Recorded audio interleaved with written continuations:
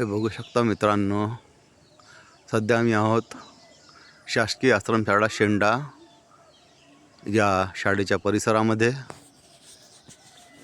हे समोर जे याचं झाड दिसत आहे पिंपळाचं, त्या झाडावर तुम्ही बघू शकता कितीतरी पोळी आहेत मधमाशांची।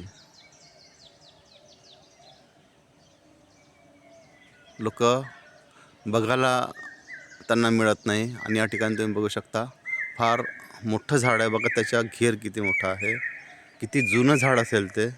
आणि या झाडावर इजा होत नाही म्हणून तुम्ही बघू शकता कितीतरी मधमाशांची पोळे आहेत, त्यापैकी 2 उडालेले आहेत, तिसरं पण त्या ठिकाणी उडालेलं दिसतं।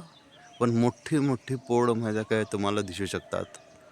शक्य झाल्यास तुम्ही अवश्य भेट द्या या स्थळाला आणि इथलं झाड किती जुनं आहे ते जाणून घ्या।